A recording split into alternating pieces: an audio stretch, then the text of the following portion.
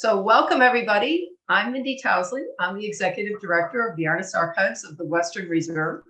We're so happy to have you here tonight for the Accessibility in the Arts panel discussion, which is part of the Without Limits exhibition, which is now running at the archives and will be up through Saturday, November 12th. So please come and visit us if you can.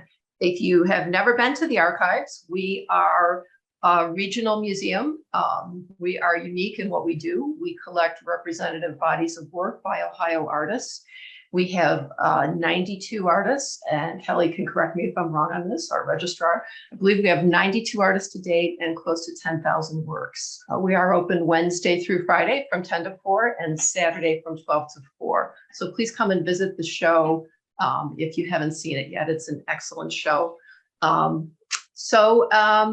I would like to start by introducing Kelly Pontoni, our collections registrar.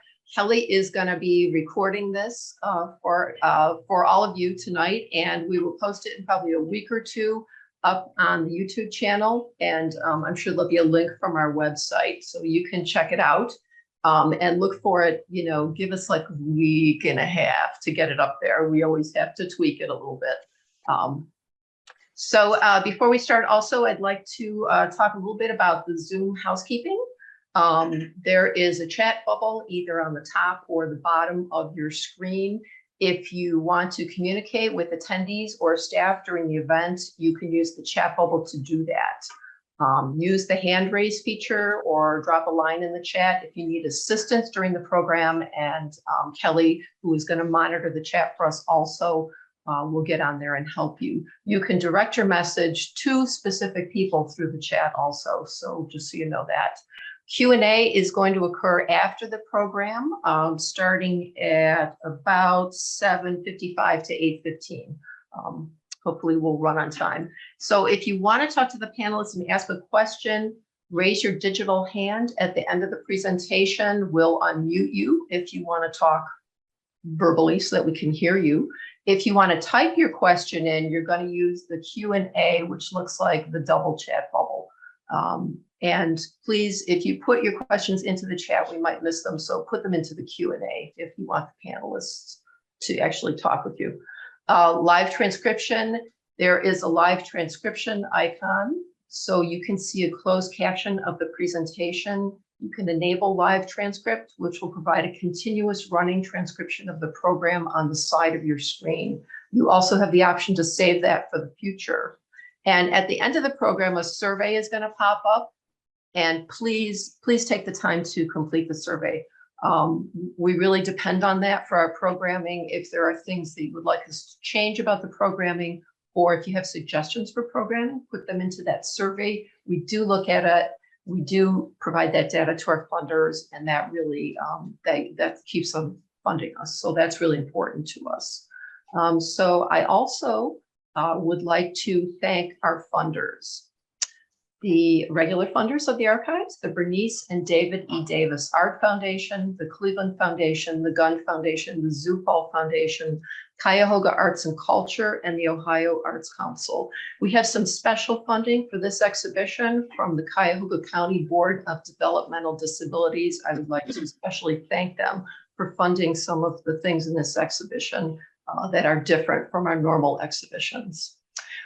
We also have some partners. The Cleveland Site Center has loaned work for the exhibition, and Real Abilities Film Festival is one of our community partners that I believe happens in Cleveland and Akron, and you can find more information and links, I think, from our website.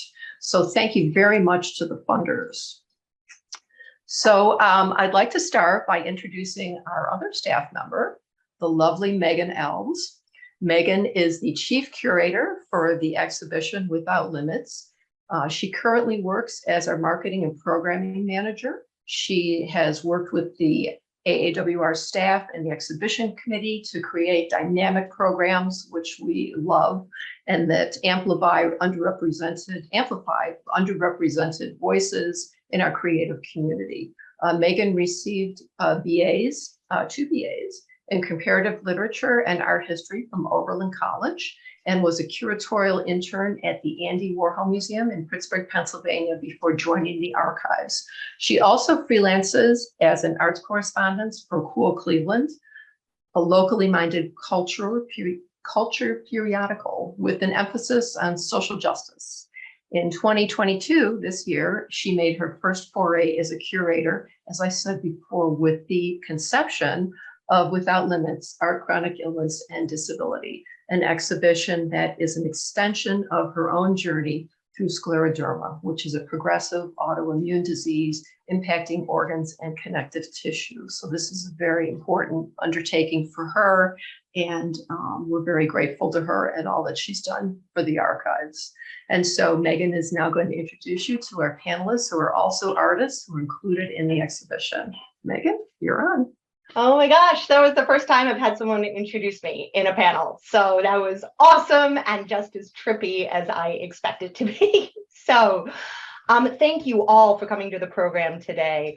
Pulling up my notes, there we go. So welcome to the Accessibility in the Arts virtual panel discussion. As Mindy mentioned, my name is Megan Alves, and I am privileged to be the moderator of today's conversation. As somebody who experiences multiple disabilities and works for an arts organization, I have a really unique perspective on the topic of inclusion and accessibility in the arts. According to the CDC, an estimated 26% of Americans experience some form of disability. So statistically speaking, if it doesn't impact you, it impacts someone you know and care about. What lifts up people with disabilities lifts up everyone, including those experiencing temporary limitations or even just the limitations of old age. In other words, the information you're about to hear is relevant to all of us. And I couldn't be more excited to bring you this conversation with empathy, honesty, and enthusiasm for change. Though this is a virtual program, I did want to begin today by recognizing the important cultural heritage of the region we're broadcasting from right now. We want to acknowledge that the land we stand on and Zoom from, and the place we call Cuyahoga County, is land that was claimed by the United States government through force, displacement, and treaties negotiated in bad faith. We acknowledge those of the Shawnee, Miami, Erie, Ottawa, Potawatomi, and Haudenosaunee confederacies on whose lands we stand, and the thousands of Native Americans representing over 100 tribes that currently live in Northeast Ohio. Next, I would like to introduce you to the fine people digitally joining me today. After you learn a little bit about their background, we'll be sharing some images of their work currently displayed in the Without Limits exhibition, touching upon how disability impacted their artistic practice. They're going to be sort of a short presentation, so do keep an eye on our social media, because afterwards we'll be having long form artist videos courtesy of our very own registrar, Kelly Pontoni. So stay tuned for more in-depth coverage there. So after scoping all the luscious artwork we share here, we're going to collectively build a conversation which investigates issues of accessibility and inclusion in the regional arts community. A conversation which you, as audience members, will be invited to join during the Q&A section at the end, which is always amazing. So let's go alphabetically. The first artist I want you to meet is Kristi Copez. Kristi is an advocate artist, a ceramicist, a chronic illness warrior, an inspirer, a poetic essayist, space holder, and some would say brazen when it comes to her determination. Copez is recognized by the Tyrion Network of Ohio and was awarded the 2017-2018 Artist of the Year Award. Kristi envisions founding Aruka Art, a nonprofit that supports living as a person of faith, notwithstanding chronic illnesses and disabilities, especially women who have come through trauma. Amazing. She has earned her AA in Peace Studies and Conflict Resolution, her BA in Studio Art, and is currently pursuing her master's degree in Theology, Pastoral Studies, and Pastoral Studies. Of late, Kristi has been working powerfully in ceramics, as well as the written and/or spoken word. Kristi, thank you so much for being here today.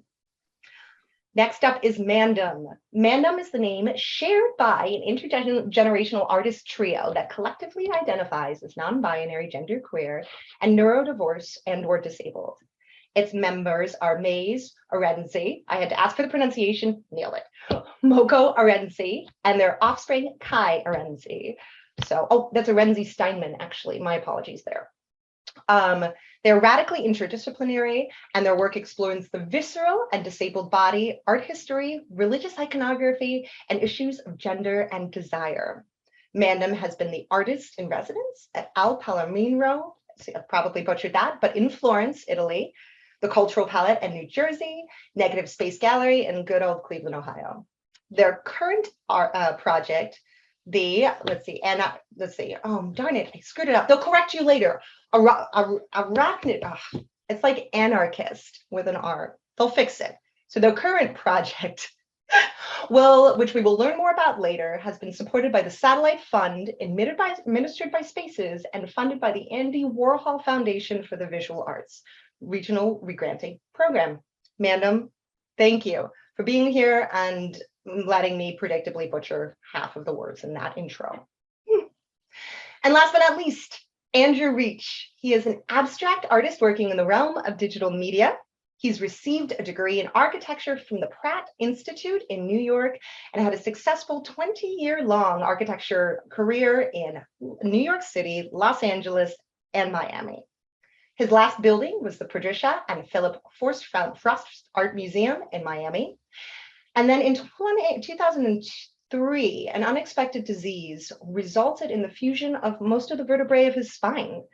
Unable to continue to work as an architect, Reach found himself reinventing his entire identity as a visual artist using the power of digital technology. His work has been exhibited nationally, including a solo exhibition at the Frost Art Museum. His work is in the collections of numerous institutions, including the Frost, university hospitals, the Cleveland Clinic, and the LGBTQ Center of Greater Cleveland. Andrew, thank you so much for being here. And again, so now that I can see you better, man, I'm sorry about all of the words, all of them. They gave me the okay, it's fine. So now that we've gotten through the introductions and the nitty gritty, we're gonna get down to seeing some luscious artwork. Very exciting. So let me go ahead and get that screen share going, and then MANDEM will be the first person to do that.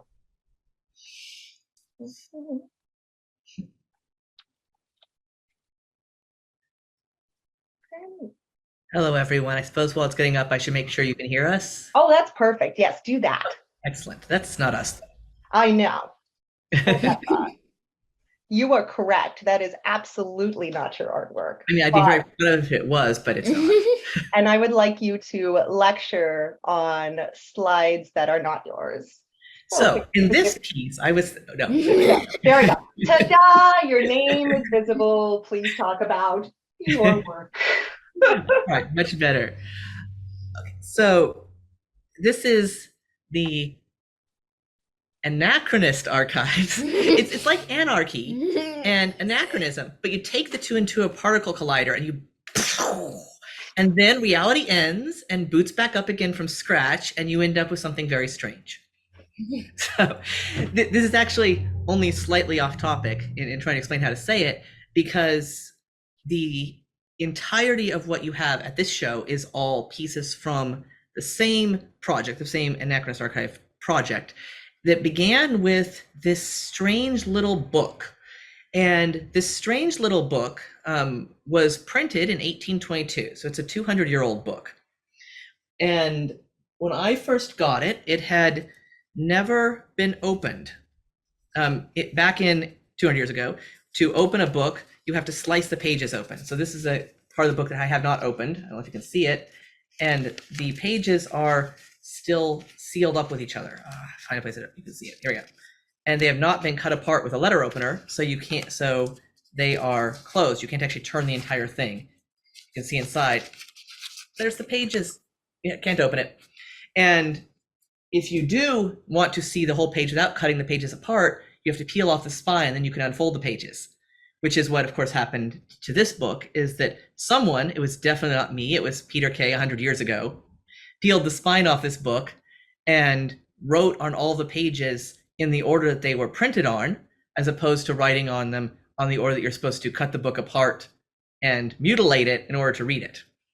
And throughout the book, there are photographs printed in cyanotype on the pages, and inked words, and postcards sewn in, and pieces of other books sewn in. And the book has been mutilated, but it hasn't been cut apart. It's been kept in the same form it was originally printed on. And if you read through the book as opposed to an art piece, there's a very out of order story that underneath everything else is of its metamorphosis, specifically some very queer parts of its metamorphosis. It starts with the story of Iphis, who is a trans masculine character who conceals throughout their life that they are female, and then the goddess Isis transforms them into a man so that they can get married to the woman that they're in love with. And it continues through the story of Orpheus and Eurydice, and how Orpheus became the first gay man after losing Eurydice, and through to the death of Orpheus, and these mini stories about Hermaphrodite, who was two lovers, became one lover, and became, of course, a intersex individual. And over all of these are these photographs and stories of Peter Kay. And every photo that you have on the wall at the show also appears in the book, illustrating these stories from Ovid, which are in Latin. This one is Be Mourned by Me as You Mourn for Others, and illustrates the story of Cyprus, who is mourning the loss of his deer, whose skull he has here. And this is a cyanotype. Everything in the book and all of the things on the wall could have been made 100 years ago when they were printed in the 1900s, 1906. This one is printed as a cyanotype on white rag paper, but it is toned so that it turns brown wherever walnut ink hits it, and of course remains blue and white where the walnut ink doesn't hit it. Kai models for this and also does a bunch of the creation of costuming and props. The Osteo Articulate, these are my hands after a very long working session, actually not on this project, on a project a long time ago, covered in plaster and marble dust, which I really hate marble dust, but that captures something of the painful element that goes into handwork for me, because I get very swollen joints and also have severe sensory aversions to, well, marble dust, among other things, and charcoal, and really anything on my hands. This one is an illustration of the story of Hyacinth, who of course is one of Apollo's lovers, who dies and is transformed into a flower. But this is showing a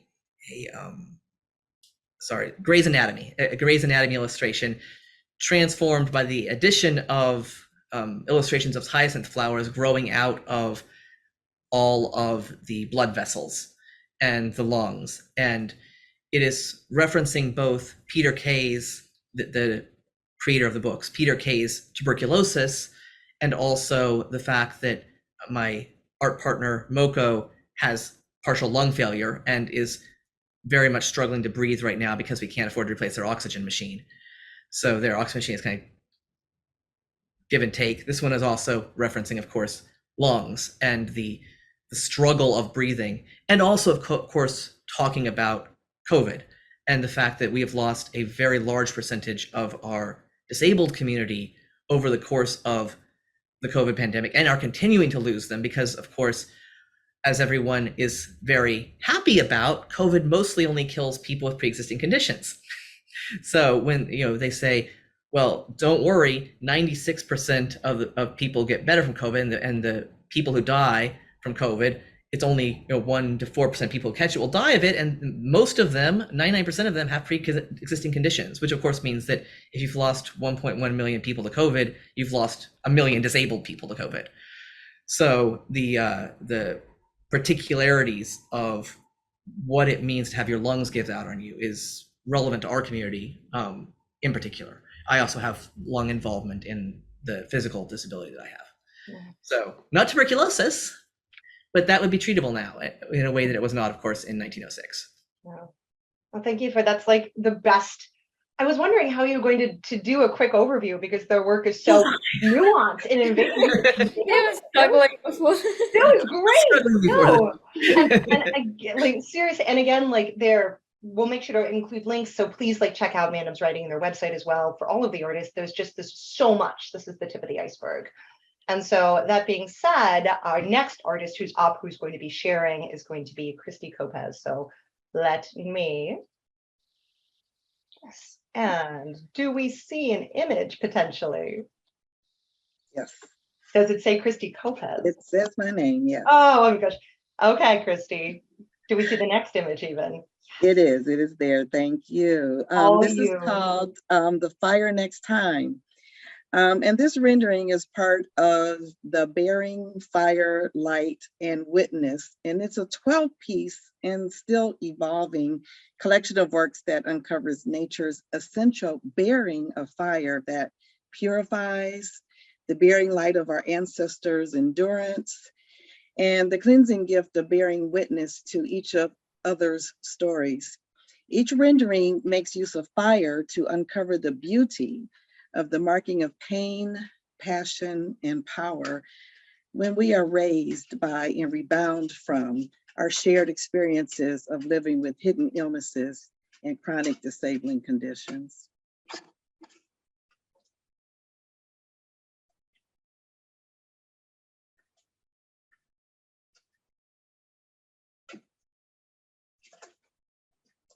There we are. This one's called Boundaries. It's a self-portrait, as the first one is too. Metal is tough, but delicate at the same time.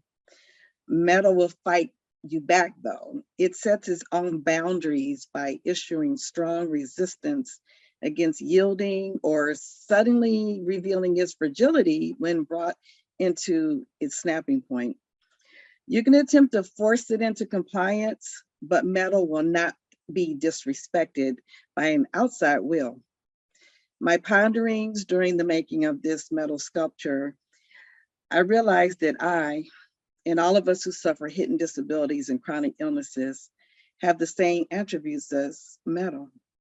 My efforts to push metal past its boundaries and my own skill level uncovered my own determination to resist yielding, but also to acknowledge and embrace my beautiful fragility. This is called a ruka. It's a funerary pot. Since becoming sick and enduring many emotional and spiritual deaths, the spiral has become congruent with my willingness to continue to go inward and emerge clearer and more intentional about advocating for marginalized BIPOC people, especially those of us whose lives have been interrupted by the collective trauma and the resulting chronic and disabling evidence of injustice of and to our bodies. This orange mandala piece, it was a sacred mandala that was created long before I ever even heard the word mandala, which I believe demonstrates the power of healing energy that this rendering evoked. It was an intuitive and completely inspired act that I was compelled to do at a time when I was without visible or emotional support while attempting to find hope to recover from cancer. This emerged. These orange remnants of different parts of my life culminated in a grounding meditative practice that has continued to hold meanings and emotional, creative, and psychic healing. This piece is incised with a poem that I wrote, and I call them poetic utterances, called Embracing Myself. As you look at this picture, I'm going to read just a portion of it. Embracing myself. I'm losing my former sick self. How strange to mourn the loss of being sick, of being in constant pain, spiritual, emotional, psychic pain, manifested physical pain. Are they the same thing or separate entities? I must explore this sense of loss. Is it growth? Why am I afraid to lose her? I don't know her. I think I want to know her. Who is she? Is she anything like the pained but loving her? Is she closer to the pre-trauma her? And what does she look like? Is she lighter, straighter in her gait? Is there any remnant of her style? Lord, I want to know this new person. I want to embrace her, even if timidly at first, even if it is awkward and unsure. I look up to her, this new lady, this free lady, this sure lady, this strong lady, this lady of hope, example of courage and love.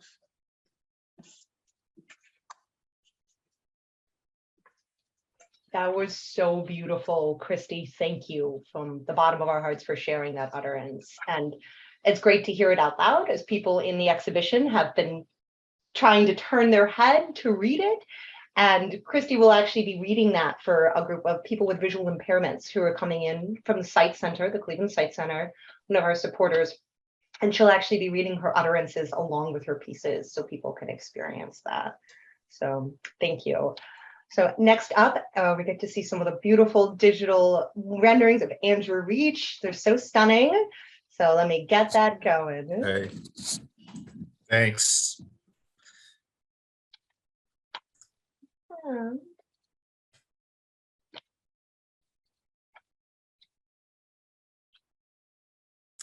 Okay, so this is called 10 Boxes on a Box. And I kind of thought about this piece after Megan asked me to be in the show. And, you know, my work is geometric and very rigid at times and very controlled, but where I allow my pieces to kind of be free is with color. So in this piece, it really represents a balancing act. You know, every day I try to achieve a balance in my life, and some days I do better than others. And you know, when you look at it, it looks like it could topple over, but somehow it just kind of maintains its stability. And that's kind of a metaphor for how I deal with you know, trying to create balance in my life. And creativity is really the factor that really is the best thing that gets me to that balancing place that I need to be able to create. So another thing just about this work is it's a good example of how I use flat planes in my work, but then I'll start to use color to take things that might be very rigid geometrically and start to dissolve those geometries. And that kind of dissolution and dissolving of these rigid structures is kind of a metaphor also on me kind of freeing myself from kind of the pain that I have to cope with every day. This one's called Octolux. When you first look at it, you might not see it, but again, this is an example of my love of geometry. A lot of this comes from my background, as Megan had told you about it, as me being an architect. But I'm always looking for new ways of putting shapes and geometry together. And this kind of idea of invention, of kind of reinventing and figuring out new ways. And I see each piece as a new invention. And it's that kind of, that goal of achieving something new and fresh and exciting is a very empowering feeling. It helps me cope with, you know, issues of debilitating pain. This one again is another very exuberant geometric piece. It's made up of asterisks.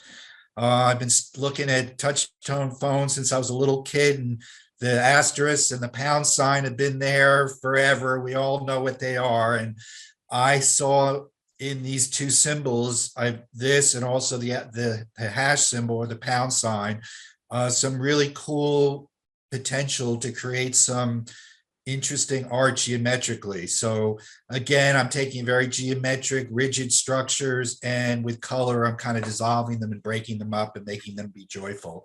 And this was like a really unexpected thing that came out of the exhibit, which was this 3D printed sculpture I named it Escape Hash. It really was an escape working on it. It really challenged me to get back into 3D again. I like this picture because it shows all the work that went into it. You can see the diagrams below it. I had to create drawings and diagrams because it has 80 different individually printed blocks, and each block goes together a different way. And so it was kind of like an engineering architecture project, and it really was a very healing experience. I think this is a video, is that right? Yeah. Well, each block took 11 hours to print.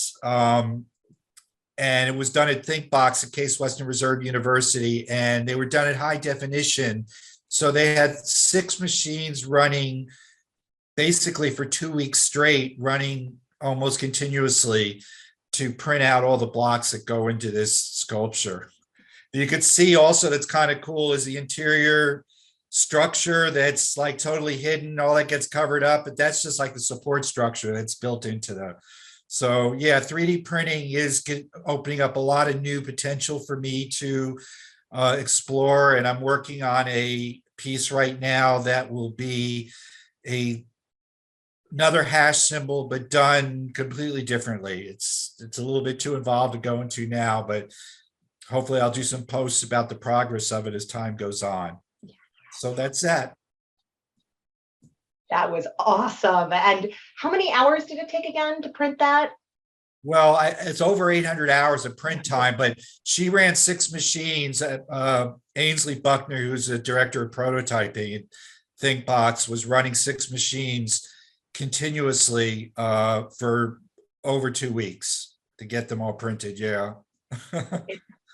I was like very grateful. And she was great. ThinkBox is a great resource. I recommend it to anyone who wants to try to get into like making things or it's a good place. They're amazing. So ThinkBox, big shout out to them for working with Andrew on the project. As you can see, they're ready to go with artists. So thank you everyone for going through those presentations. Like, again, this is just a taste of the work. It's Without Limits is on view until November 12th. I know when my show ends, it's fine. So do come in and see their work and really get up on it. So now that we've laid this beautiful platform, let's get into a conversation about accessibility and the arts. So we've set the stage. There we go. Barriers to people experiencing disability can come as many forms. From the very buildings art is housed in and presented in, to more intangible things like lack of support for exhibiting artists, or an absence of funding opportunities to provide access to new adaptive technology. I'd like to begin our conversation by talking about physical spaces, because it's what most people think of when they hear the term accessibility. And also, it's kind of the easiest thing to wrap your head around when we start the conversation. So we're going to actually, on this topic, the first question is going to go to MANDEM. So MANDEM, in 2019, you wrote a series of articles for the Collective Arts Network, that's CAN Journal for those in the area, in which you visited and reviewed physical accessibility of Cleveland arts organizations. Could you tell us a little bit about the project? What were some of the most common barriers you encountered in your research? And were there any accessibility measures you saw that were particularly effective? Hi, this is Moko speaking. I'm not on video with Maze and Kai, but I am the third body in the artist triad of MANDEM. That project was part of a 4-article series about disability in the Cleveland art scene that we did with CAN Journal. And I do want to point out that this was pre-COVID, and COVID has changed the conversation in many ways. Now, the most significant barrier to access for disabled and chronically ill people is lack of reasonable pandemic precautions. But speaking about when we did the accessibility tour of Cleveland's art walks, as a wheelchair user, stairs, including single steps or curbs that most able people probably don't even register as being there, was one of the most obvious accessibility barriers. In many art spaces in Cleveland, simply don't have accessible main entrances. We have the third highest disabled population of any metropolitan area in the United States. And we also have a plethora of gorgeous Rust Belt historical buildings. And we also have funding concerns for the arts organizations. So there needs to be creative thinking to make accessibility possible at these spaces. But one of the first things is that, well, I need to introduce the difference between someplace being accessible versus someplace offering accommodations. So an accessible space is accessible for both abled and disabled people. They can access and use the space kind of equally with each other. But when it's accessible for abled bodies, but special accommodations are available for disabled patrons or artists, there are these extra, steps of doing research, making special arrangements, calling, finding out how to get in the building, if they can get in the building, etc. And a lot of art spaces, when we were doing this tour, we discovered that many galleries and other types of art spaces, the main entrances are clearly not accessible, but they do have a secret entrance somewhere on the side, in the back, in an adjoining building, in an adjoining business that they share the building space with, that doesn't have stairs, that has ramps or has elevators. But the problem is that those aren't labeled. There's no signage at the front door to tell you where that is. It's not listed on the website. Those doors or elevators are frequently locked. So even if you find them as a patron, you can't just get in. And one of the main things that I really encourage art spaces who are in a situation like that, I understand the limited budgets, I understand the historic buildings, openly advertise those alternate routes, have step-free entrances clearly labeled so that if someone shows up spontaneously who needs that, they can clearly see how to get in, have the information on the website, and have those things unlocked or being, have someone who is handling them if there's a situation where a key is needed, etc., without someone having to call ahead and make an appointment, because no one else who's doing the West 78th Street Open Studios night is calling and making arrangements that at exactly 7:37 I will be prepared to go from floor 2 to floor 3. So please have someone available. Everyone else gets to just walk around and go from place to place. And that extra work prevents disabled people from being able to engage in these spaces. And that kind of creates this feedback loop where people who are making decisions about the building, the curators, etc., they don't see disabled people coming. So they don't realize that Cleveland has the third highest disabled population of metropolitan areas in the US. And they don't realize how many people have, they've, gone past the front of the gallery, not seen a way in, and assumed it didn't exist. And did you happen to see any, and especially we have so many historic buildings, that happens so much because of just people will be like, it's historic, we're off the hook. Mm-hmm. No, nothing. But when you were also in your travels, did you happen to see anything that was particularly successful for people providing accessibility measures, particularly in those challenging spaces, so to speak? Sure. Well, I'd like to bring up actually Notre Dame in Paris, because when we were in Europe, we got to visit Notre Dame. And if you're talking about historic buildings where, people are like, oh, but ramps are so ugly, we can't interfere with the aesthetics. We're talking about the inside of Notre Dame. They have these wheelchair lifts for each of the spaces that have the step ups, that have a single step or 2 steps or 3 steps, where the stone stairs retract, and then there's a platform that you roll onto, it lifts you up, and then the stone comes back down. And we Not that actually, other places can necessarily afford that here.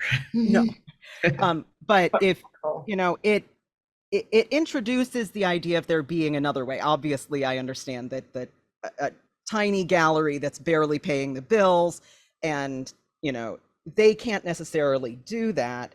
You saw But one place that essentially did that, though, in that they ordered a lift upable and put back downable ramp, and they had a way that you could, of course this was because they knew we were coming, to be fair, but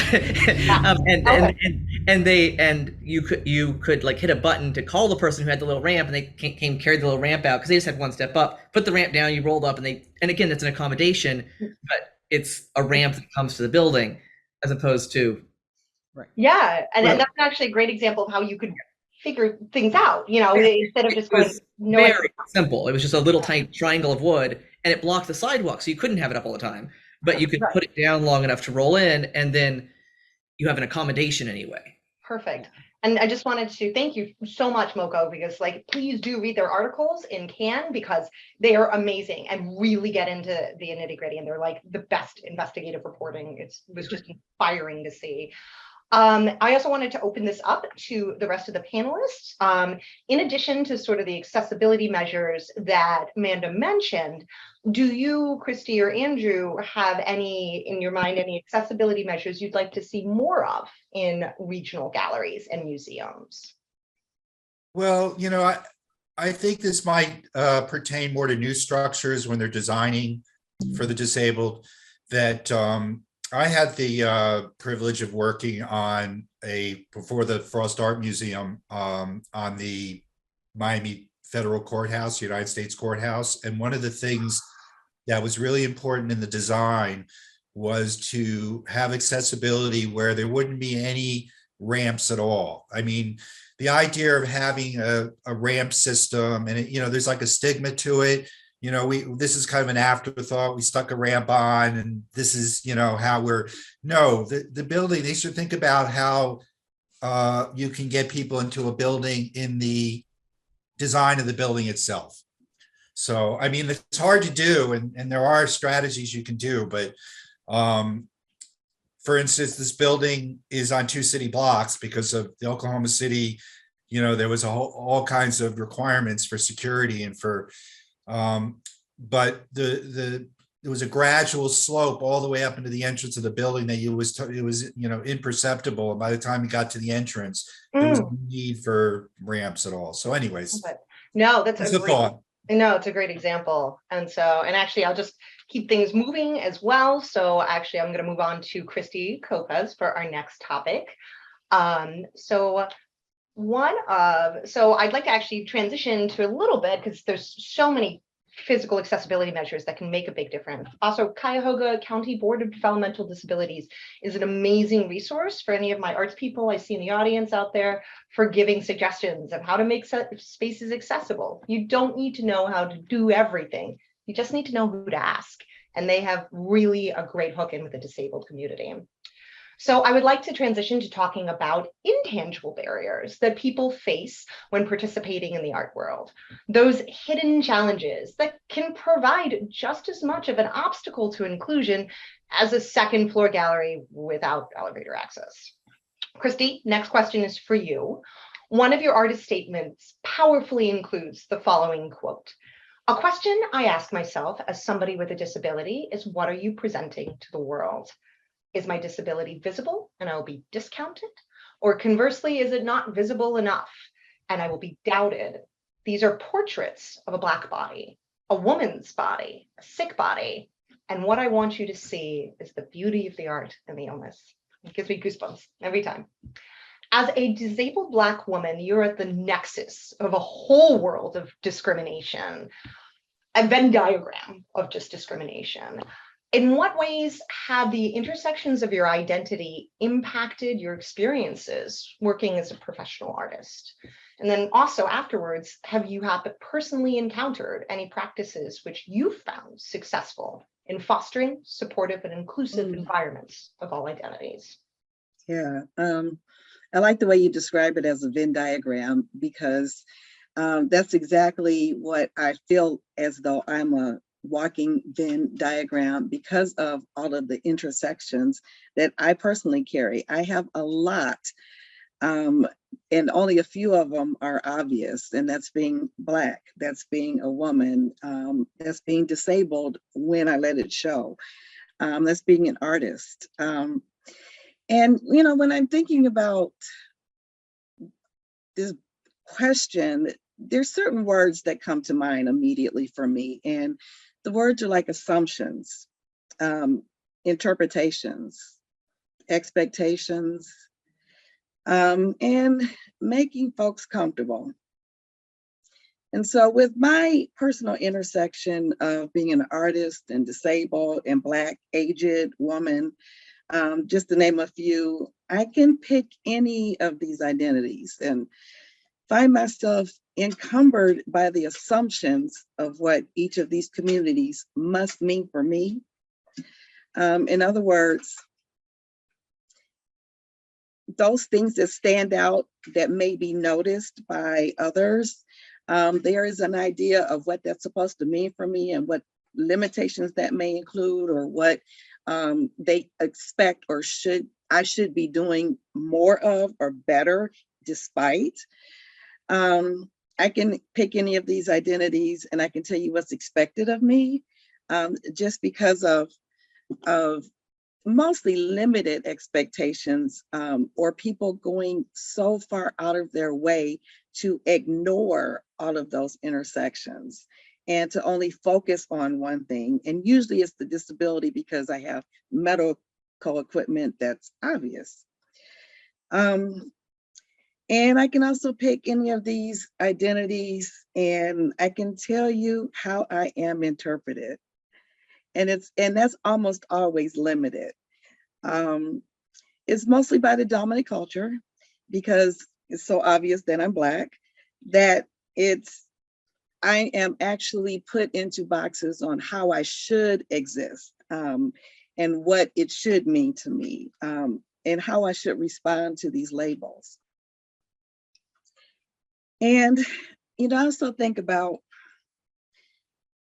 any of these identifying factors is what I'm calling them. And I can tell you the pressure that I carry to make people comfortable around me. So whether it's, trying to conceal, how much pain I'm in, or what my stamina level is, and trying to push beyond that so that other people around me don't feel comfortable. But that also obviously plays into being a woman. If I show any type of assertion, not aggression, I'm still labeled automatically. I'm always, not always, but often misjudged about what my disability is and how bad it is. It's kind of the thing of, well, you're just on a cane, you're not in a wheelchair, or you're, and what that means, especially if I pull up into a parking spot. Yeah, the game of what do you have is quite the game of all time. It's the first thing that people with disabilities are. And as you walk in as an artist and with face, it is this game of how fast in an art opening before somebody asks you. Right, right. And I give it T-minus 45 seconds. No, usually like a couple of sharp. Well, the thing is, there's no way, and nor do I want to bifurcate myself. I don't want to disintegrate myself with all of these things to make others comfortable. I love the idea that my art becomes a way that I can bring these intersections across, put them into culture, to protest and to advocate for my own self-determined view, and give permission for others to have that same self-determined view of what it means to be disabled and Black and woman and artist and so on. And often my art is misunderstood because it's not obvious. It's not, the expected representation of, if you're Black, your art's supposed to be X, Y, Z, because it is abstract. And, and just looking at me, it seems that a lot of these intersections that I carry joyfully are often dismissed or ignored or glossed over or misunderstood because others can't relate. So they decide for me what I must be enduring or overcoming or capable of based on their idea and their experience, not at all considering the experience of the disabled person. so beautifully said. Have you encountered any spaces that have any arts organizations, and not naming them unless you want to, of course, but that have actually done a good job to create, or what they've done to create an inclusive culture, if they have? Or have you not run across it at all? Like, have you noticed any professional practices that have been effective, or do they all kind of fall short? So Well, specifically with arts organizations. well, Yeah, you know, right. I've seen lots of opportunity for that. I've seen lots of opportunity to go to workshops to deal with these inequities, racial inequities with artists. But again, it's like, oh, if I show up, that means I'm good. I don't have to actually do the work to place those things. And there's a lots of excuses that I've heard over and over and over and over again. There has been a few instances where, say, funders have reached out intentionally to people outside of who they look like and set up ways to say, this is funding, this is how you apply for it, this is where it is, but very little of that too. Yeah, I mean, and again, like, if each of these topics could be a whole conversation and deserve all of the time on it too. So just to kind of bookend that, about speaking about the intangible, about the environments that arts organizations create, about the spaces, I wanted to open it up to see if anyone had any notes about what kind of support can arts organizations provide exhibiting artists to allow them to participate as equals. So this can be something that you wish you'd seen and you don't, or things that you've seen successfully. So does anybody else have any ideas about what they'd like to see to provide that supportive environment? I think one of, I always hate to say this because it's a big ask, but I think one of the most important things that can be done for the most marginalized of disabled artists is to have some kind of scholarshiping options for application fees. Because, and most people who are not in the situation don't realize this, but if you are disabled and are an SSI, you get about $700 to $750 a month total, and any income you have outside of that, whether that's you won an award, you sold an art piece, gets deducted from it. So that's really not very much to live on. And we're not an SSI, but I have had a number of people in my community, some of which are even still alive, that are on SSI and are artists. And they simply cannot afford a $50 application fee any more than most people could afford to give, was that like 1/14 of their monthly income for an application fee, especially since they can't, if they did sell something, that would be deducted from their next check. And worse, if they managed to sell something really nice, like let's say they sold a $2,000 art piece, then they could lose their health insurance, because they'll take your health insurance away if your income goes up over a certain amount. And that's a death sentence. Yeah. You have artists who have to list not for sale in their pieces, because if they sell something, they could lose their life-sustaining medication. So if you set even like a $5 application fee that doesn't have scholarshiping available for disabled people, even if you just limit to people on SSI, then you have ruled those people out and they cannot apply. And I think that the most significant thing that could make a difference for disabled people who are really medically needy and reliant on SSI or SSDI is to charge the rest of us 20 cents. Like, you're getting, like, if you have a $10 application and you're getting 20 people applying, charge us all 50 cents. Like, even I would put 50 cents in to be like, let's have one SSI artist in here. Right. No, I mean, that's an excellent point. And just real quick, a couple of ones I had as well are sort of the intangible things of transportation considerations. So this is me working as a curator on the current expedition. Like, for both artists and, and their work. Like, it's just people that live in people with disabilities live in poverty at a rate twice the rate of people without disabilities, as Maze was pointing to. So that can impact transportation. Other things are flexibility with deadlines, because we all have health issues, and the best laid plans of mice and men can be thrown off by a flare-up. And then the other thing too, I had financial support. The other one was you know, even like something as simple as embracing various means of communication. Like, don't force everyone to do an in-person meeting. Not everyone's great with a Zoom meeting. Phone calls aren't great for everyone, particularly if they're sensory processing things. Sometimes, you know, get off your, you know, this is the way it's supposed to be done, high horse, do messenger, do text, whatever works for the artists. Be flexible and don't just do things because this is the way it's supposed to be done. How can you create a culture of you let me know what you need and we'll do our best, you know? So, and then like, I want to make sure to get one more question in here too, before we open up to Q&A. So I actually wanted to, I know it's like, I wanted to go on forever. And I'm also aware that we all can only sit physically in chairs for so long. So there's that. But what I do want to do is I actually want to talk to Andrew about, so the final topic, which is an opportunity to talk about the amazing technical innovations which have made participating in the arts more accessible than ever. Specifically, Andrew, you have a very unique story, which I touched upon very briefly, you know, in your bio at the top of the program. Could you explain how you came? My battery is going low. Oh, no. Oh, your battery is going low. Okay. Are you able to go plug it in and we could do something else? Okay. So we're going to let Andrew get his battery. I completely understand that.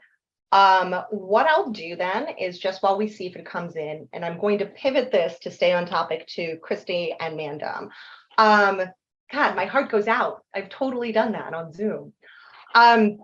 So for you guys, are there, let's see, as artists experiencing disability, access to what sorts of resources, materials, and technology would be on your bucket list to help build your creative practice? Because as you mentioned, there's so much about funding and access, but like, what if you could have access to those kinds of resources? What would make a difference for you as artists continuing your practice? Oh, hold on one second. So I'll let you. I got Andrew on the line here, so I'm going to do that. But if you would give that a think, do you have any ideas, guys?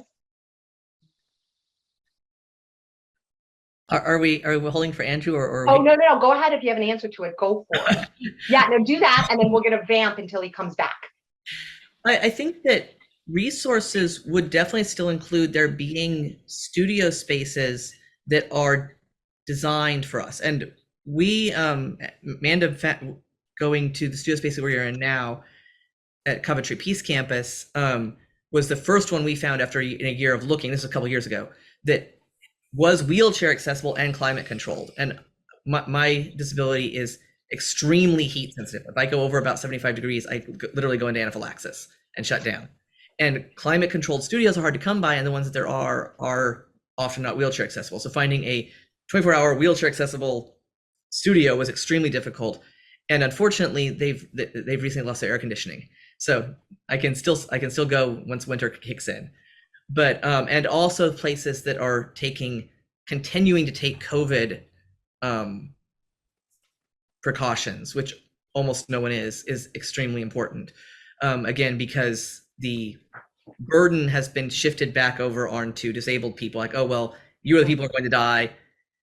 We don't worry anymore. And any resources that can make studio spaces or gallery spaces, or even like at this show, people are going to wear masks. Sorts of spaces makes it less of a Russian roulette when you're going to go out in public. Real quick cut in, my apologies for thing, just an update on Andrew. A note to Kelly Pontoni out there in the ether. Andrew's going to be calling you to see if he can call in. The battery on his laptop unfortunately died, so we're going to see if we can get an audio feed on him. So I believe Kelly is handling that now, so we can all go there. So my apologies for cutting in. Just wanted to pop an update in there for people. So anyway, I guess basically the first one I say is more studio spaces that are accessible, that are not extremely expensive, like a reasonably priced accessible studio spaces. Like I said, more scholarship funds that are for application fees and for getting us in there. This isn't exactly resources, but kind of is more curators who kind of pay attention to inviting people who are not people that they've networked with, because for at least for us, one of our big problems is, again, especially with COVID, networking becomes really hard. You can't just pop around to shows and network with people because you could die. but also, I mean, I'm autistic and I don't communicate the same way that people do. So it's very hard for me sometimes to build up relationships and just being like, oh, here I am. I've met people, but it's very hard to build the continuing relationships to get shows. And you have the same problem, of course, facing, I'm sure, any marginalized group is going to have, trans people of color are going to have these networking barriers with. That's a good point. Yeah. So yeah. When real quick, again, my apologies. I just wanted to cut into Kelly. So this is where I wear all the hats like an octopus. An octopus wearing hats. That's all right. Megan, can you, Andrew, talk, and let's see if Megan can hear you. Okay.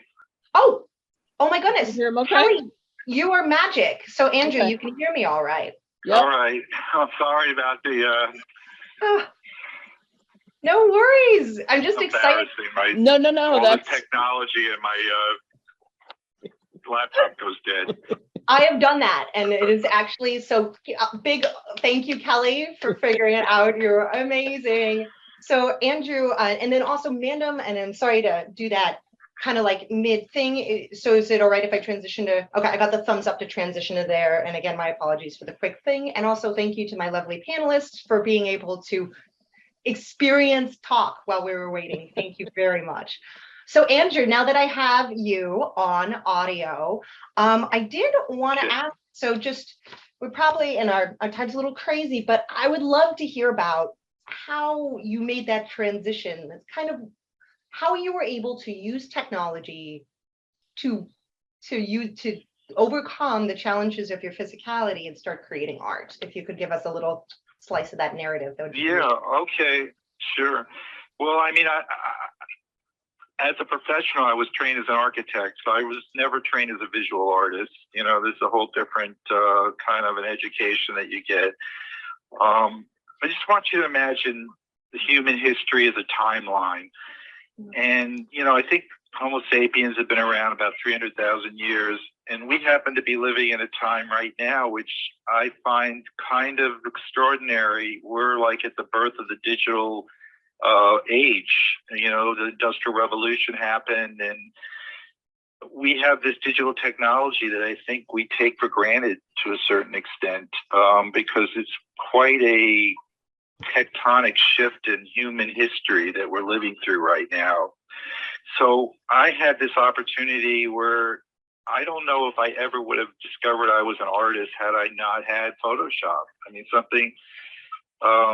Bruce, my husband Bruce, I was recovering from a second surgery, and he had me help him with his paper ephemera business, and I needed to learn Photoshop to do some very simple cutting out graphics and making greeting cards. It was pretty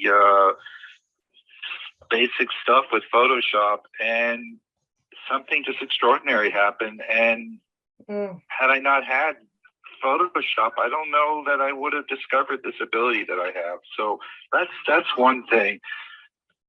The other thing is just the ability for me to be able to create artworks that are at a scale and how I envision them. I don't know if I could paint these pictures that I'm creating digitally. It's a different type of a medium. So I just feel blessed that I was able to kind of get into living in an age where we have this technology and be able to use it. And now I'm doing 3D printing, and I'm able to do sculpture, and all I have to do is use a mouse. I mean, no chiseling, no hammering, no. It's quite an amazing thing that I can make a sculpture and just basically just use my hands gently on a tabletop. I love it. And like Andrew, thank you. It's like, especially Andrew Reach's website has some amazing things. We're going to do a social media feature, Kelly's idea, to actually show. He uses up to 150 layers. And he says in his artist statement, yeah, I get confused with like 6 layers. Like I will absolutely lose a layer. And he's amazing. And his artist, Right. I love in your artist statement, you say that digital technology is a gift to those with disabilities because it allows people to produce art that physically wouldn't be possible if, with traditional media. So, well, thank you, Yeah. Andrew, for that. And the other thing I wanted to say is I'm not the, Yeah. there are just must be so many people, disabled people that are using digital tools to create. I knew a man who had Duchenne's muscular dystrophy, and the lifespan he lived longer than most people with Duchenne's, and he could only use his thumb. And with a ball mouse, he had a t-shirt company. He was creating t-shirts with a lot of humor and it just was so inspiring. And he passed away, but he did what he loved, creating, and made his life more fulfilling while he was on this planet. That's amazing. I want to, Kelly, but do you know the name of the t-shirt company? I don't. Andrew, you don't remember the name of the t-shirt company? Madhouse Tees. If you Google Jared Aronson, his name is Jared, Jared, and Aronson, Aoronson. He doesn't have the t-shirt company anymore, doesn't exist, but there's probably information out there on the internet if you Google him. That's It awesome. was quite amazing.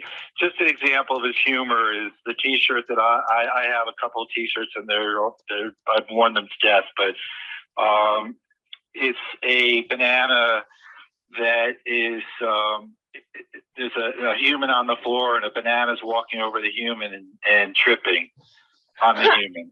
So I was just laughing. that's just Makes me think of one of my disability things is that I'll drag my steps and trip. So that actually struck me as beautiful and dark from my disability perspective, which I love. Thank you so much, Andrew. And what I think I'm sorry I couldn't be there in person for this last part. If you wouldn't mind, I learned a lesson with this, and I'll have the power plug ready to go in a place where I can get to it quicker. Hey, we're all in this new digital frontier. We're all new. We're all pioneers. Thank you for having me. I'm going to hang up now. Okay, thank you, Andrew. So, and that's actually what's so exciting about Zoom. You never know, right? So I do see that it's 8:10. I'm so glad people are here, but I would really love to have questions from people if they are interested in asking them. The ways you can ask questions of our artists regarding their work, or regarding questions of disability and accessibility in the arts, you can raise your little Zoom hand, which is the icon. Don't physically raise your hand because I can't see you. That has happened. Don't do that. And then I'm going to allow you to talk. And then also you could type questions in the Q&A, talk about ways that you can be adaptive. So you can go ahead and put that in there too. So I see a question at the first from Anonymous. So it makes me happy. It actually says it that way. I'm not just being hokey. So, and then go ahead, Anne, whenever you are ready, you can unmute yourself and talk. Hi, my name is Gayla, actually, and I am Kristi's daughter. And I really just kind of wanted to make a comment more than a question, but really just say that Kristi, or Mommy, always really impresses me with just how eloquent she is and how wonderfully she explains something that is just very hard to really define for people who don't experience it and don't understand and don't really know the ins and outs of the day-to-day of what it's like to live, in the way that she does and other people do. So I just wanted to, I guess you could say, give a shout out and just say that, this was a really good conversation to listen to and things to think about, especially with just my able-bodied privilege. It's always something that I have to actively remember to think about. I think earlier someone was saying just, making sure that, there's accommodations, at 7:30 when I have to go upstairs. Of course, I don't have to think about those things. So just calling those to light, it really, it's just a reminder that we all need, just to remember that, not everybody has the same privileges. So that's my comment. Thank you so much. And it is so good to digitally meet you. Kristi speaks so well of you. So oh, goodness. Okay. All the time. So it's just a privilege to have you jump in. So thank you so much. No problem. Thank you, daughter. Daughter. So I see another one actually. So I'm going to go ahead and allow to talk. So whenever you're ready, I think it's so Davis is the last name. I will butcher the first name, so please do share your name. Hi, my name is Marika. Can you hear me? Yes, Marika, thank you so much. You can go ahead with your question. Great. So I am a legally blind visual artist. I'm missing half my field of vision in both eyes. I am also a grad student at Columbus College of Art and Design, and I am their first legally blind student. I recently, and I'm also part of the Ohio chapter of National Federation of the Blind. And on October 26th, I'm going to be meeting with the Columbus Museum of Art to see if we can make their exhibits a little bit more accessible. Yeah. And I was just curious, what other ways do you think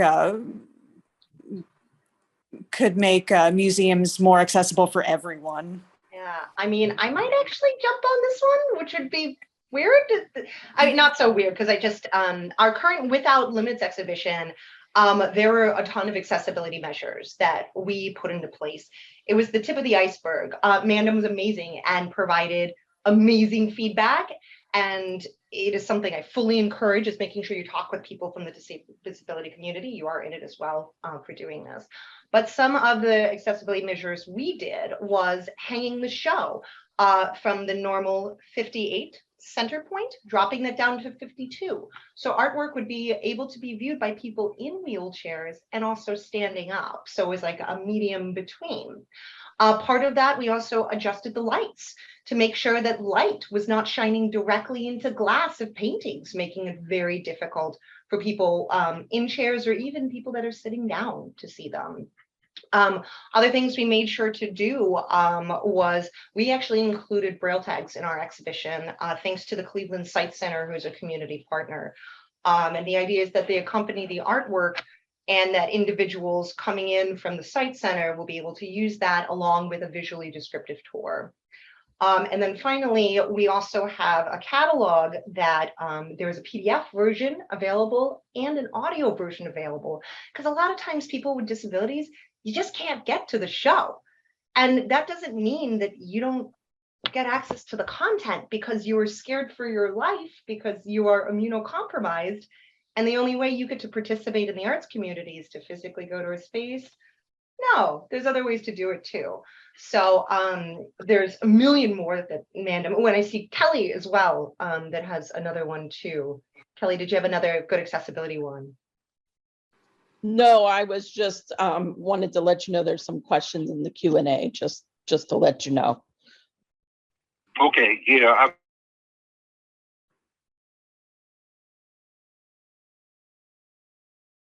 I'm here. Okay, so that's awesome. So I'm sorry, are you still there, Marika?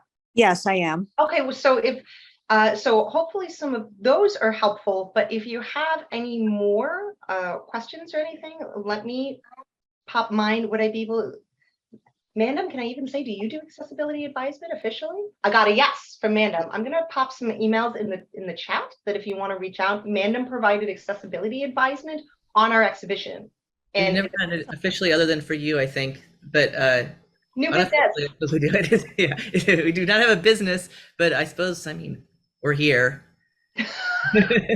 We spend a lot of time doing it, though. Yeah, there Not an unofficial capacity, but we'd be more than happy to answer questions and provide insight from our experience as part of the disability aesthetics art movement and our just experiences visiting places.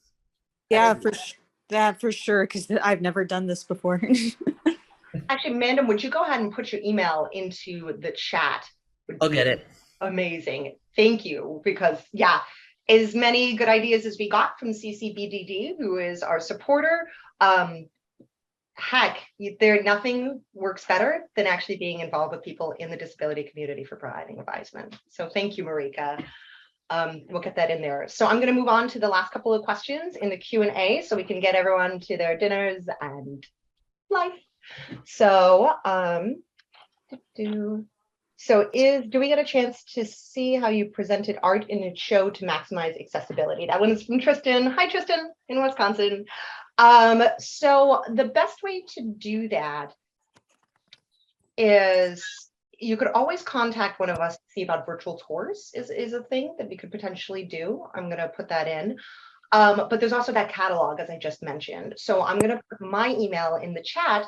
And if somebody would like to see the art in the show and they're unable to make the exhibition, that's what we made it for, 100%. And we'd be happy to give you a link to that catalog. If you also check out our Instagram page, Kelly has been making short videos of the artists in the exhibition. So you will see some of their work behind them and also hear them talking about their work. Excellent point made. That's a good way to go to. All right, and final, as I type while talking, again, I'm an octopus with many hats. Boop.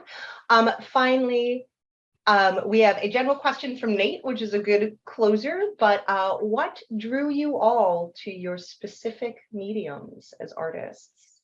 So I guess, Kristi, kick it off. Yeah, Girl. I'll jump on that one first Yeah. because it's a really I'll keep it short, but it's a very interesting process that came to me. So when I was very young, in junior high, and was really first discovering that I had some talent in art, I was also in a very bigoted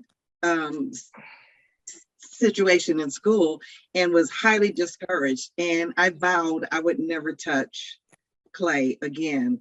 And many years later, I literally was in a college course and I had to fit in an aesthetic, and the only thing available was clay. And I didn't even fully realize how much it affected me. But as soon as I put my hands in it, I began to realize my connection to my ancestors through clay. I call it dirt, where I was able to be inspired and understand that dirt out of this same earth is the same earth and dirt that they used then. Thus, say, for instance, the funerary pot is part of that inspiration. But that draws me to it also because it's such a slow, long process for me. And I love it because it takes a long time for the pieces to have enough integrity to stand on their own. And to me, that's a lot of metaphor about, you know, my own disability and my own psychic issues with that. And it also is very meditative for me. While I'm doing that, other stuff is being worked out. So I love clay for that reason. I didn't know that. That's gorgeous. Nate, way to go for the question. And like, Kristi, that's beautiful. And I love these programs. You learn more about the artist. So MANDEM, I know you work in kind of everything all at once, all the time.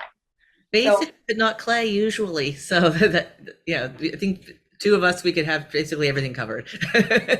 No, I am very much a digital native, and Moko is as well. And I guess Kai was a double digital native, like the child of digital natives. And I've been using Photoshop since it was like version 3. So actual 3, not CS3, 3.0. So over time, I wanted to be able to do in the real world what I could do in Photoshop. So I taught myself to paint, because I didn't like the way that when I printed out my digital work, it looked flat. So I taught myself to paint. And then after I'd finally taught myself oil painting to the degree I was happy with it, I was like, wait, I'm missing some of the stuff I could do in Photoshop. So I went back to digital work and back to photography, kind of in this roundabout way. But then I was like, wait, but I can't do some of the stuff in Photoshop that I want to be able to do physically. So then I have glass plates. So it's just kind of, it's a recursive algorithm. I also love that it went from Photoshop to painting, because everybody assumes it goes the other way around. Oh no, it was definitely Photoshop first. That's so cool. And also, Kelly had a great point, which is a shout out that Nate Puppets is one of the exhibiting artists in Without Limits. So we're going to go ahead and wrap things up. Just to make sure, there's a great thing in the chat I want to read real quick, but Without Limits, Art, Chronic Illness, and Disability is on view at the Artist Archives, the Western Reserve until November 12th. We are open Wednesday through Friday, 10 a.m. to 4 p.m., Saturdays, noon to 4. There is, I'm trying to think. Yep, we got a name. So the show, so a full list of the artists is available on artistarchives.org. So please check them out. Each one is amazing and talented. And then I wanted to close with this really beautiful thing by Lisa in the chat. And then I'll kick it back to Mindy to lead us home. It says, Lisa says, thank you for sharing all of your perspectives and insights. It's been a great intro before I go to the show next week. But this part, also with permission, I would like to give each one of you a virtual hug for being vulnerable and sharing with us tonight. You're all so strong and beautiful. So to my panelists, virtual hugs from the audience. Thank you for being in this. Thank you to Andrew, who is out in the ether and did an amazing job as well, and to each one of the exhibiting artists. And thank you to everyone who came tonight. The best way to make change is to talk, to listen, and to have conversations that could go on for a million hours. But at least hopefully this is a starting point. And thank you very much. And here is Mindy Towsley to lead us home for the evening. Oh, thanks, everybody. Everyone who stuck it out with us. Thanks. I'm sorry we went a little over, but the conversation goes in many directions and it's always really interesting. And so, we want to keep it going as long as we can. I'd just like to thank everybody again. Please do take the survey. And if any of you are interested, as Megan said, the catalog is available for free online. You can download it. So if you have any, if you're on SSI, but you still want to see the show and get the catalog, you're able to do that.